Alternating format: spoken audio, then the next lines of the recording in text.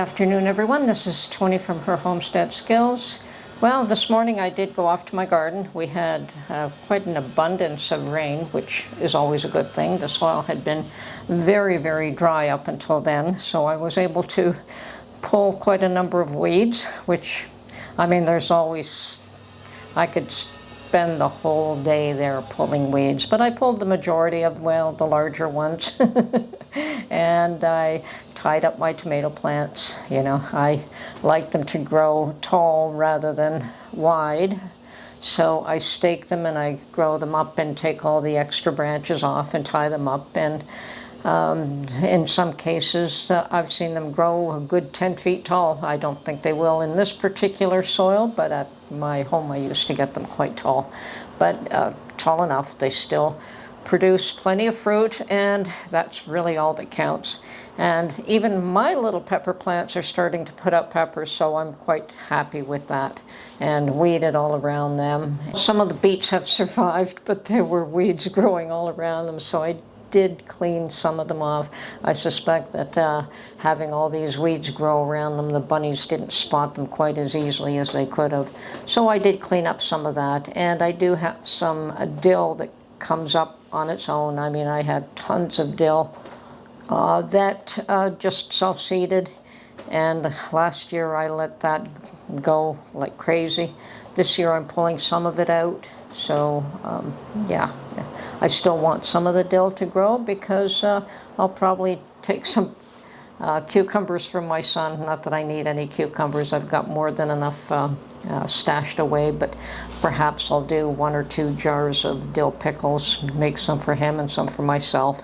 So that's my plan, and you always want fresh dill for that if you can. If not, you can use dill seed as well. So, and my parsley is doing awesome, awesome, awesome. I have probably about 10 plants of parsley, and I will at some point, not yet, it's not, you know, they haven't grown large enough, but eventually I'll start pulling the outer leaves off and harvesting them and drying them. So really good to see some of my herbs my herbs always do well. Garlic, well, pretty soon it'll be time to pull garlic, and I did see one of the other ladies pulling hers today, and she had nice big heads of garlic, so I suspect I should have some really good sized ones as well. Some small ones because I did move them, and I expect that that small patch that I did move will likely not be as large as the other ones, but it should be fine. And on this side of the border, our illustrious Prime Minister, Mr. Trudeau, has committed to meeting has committed to a plan to meet Canada's commitments for NATO, and the commitments are 2% per GDP, and today Canada is contributing 1.4%.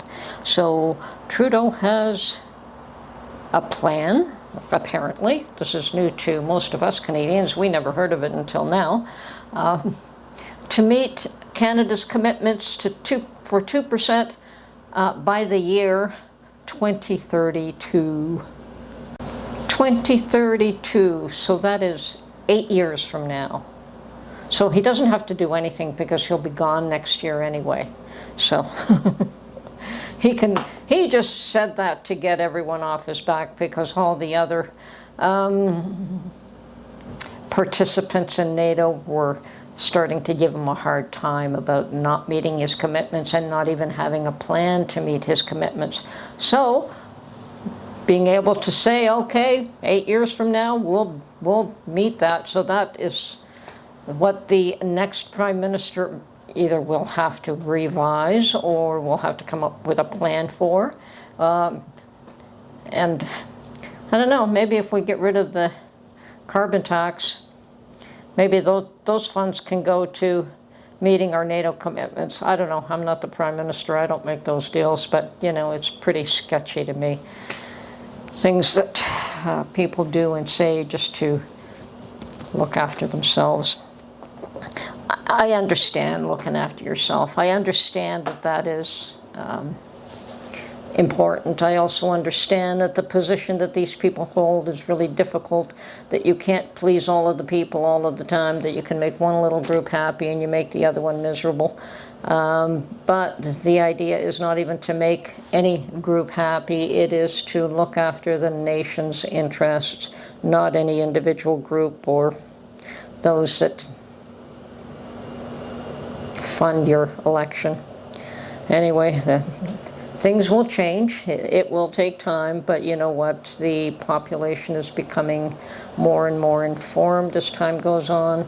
The lies that they used to feed people and get away with, you know, they're still doing it, and they're probably shocked that people don't believe them anymore. So I suspect many of you will have watched Biden's speech after the NATO conference. We certainly did. Mark was quite interested to see how he would perform, and probably did surprisingly well considering his debate with Trump, which was probably one of the most pathetic situations we've seen him in, and really that is what destroyed him. People are still watching every single little move he made, and he did fairly well. I think he succeeded in getting through it, not without a few missteps or misspoken words. If he hadn't done so poorly with the debate with Trump, I'm sure all of this would have been brushed aside, just little gaffes, no big deal, nothing to see here. And because everyone wants to claim that they didn't hide anything from the public, that it wasn't them that was hiding it, so now they're being a little bit more forthright about what is actually going on, and they're not so ready to cover for Biden whenever he makes an error or a misstep, which is too bad for him. I mean, that's just the way life works. And there are those that think he doesn't deserve to be there for another day, never mind another 5 months or 4 years. So, well, we'll see what happens. This is, I think he has put off the immediate removal. But he's, you know, well, let's see what happens in the next week or two. He may last until November. I would be surprised if he does, but you never know. He's fighting it, and well, we'll see what happens. Many people are definitely concerned about his ability to make decisions, and they still don't feel as though they have been properly informed in regards to his health issues, and that's probably true. I think most of us really don't know what's going on. There are doctors who claim that he may have Parkinson's, or he exhibits traits of Parkinson's. Let's put it that way. It really is unethical to provide some sort of medical diagnosis without actually having access to the individual, knowing a little bit about them, and actually doing a physical diagnosis or a mental diagnosis. So I really don't like listening to other people's thoughts on his medical condition. We know there's something wrong, but at some point they may have to fess up and let the whole world know either that or remove him. Unfortunately, I think at this point the only way to get rid of him is for him to willingly depart. Although there are many people that want him to quit right now, there are those that feel too that Harris would not do any better than he would, and I don't think it's in anyone's best interests to jump in there like these other Newsom and any other ones that they're thinking about putting in that position for the next few months, because they likely will fail anyway, and then they'll probably destroy their own reputations and their own careers. And so, I mean, Newsom certainly was backing Biden all the way.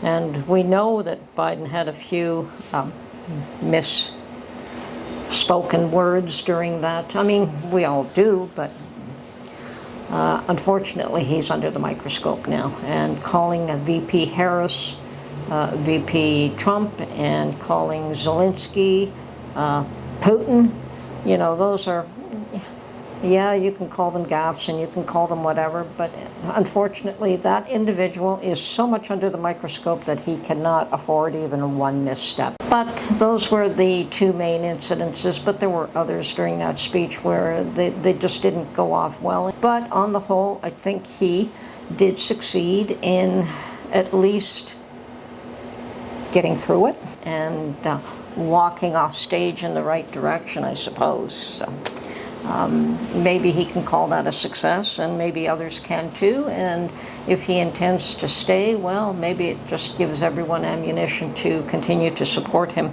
Although I think he's going to have a difficult time with the media from here on in.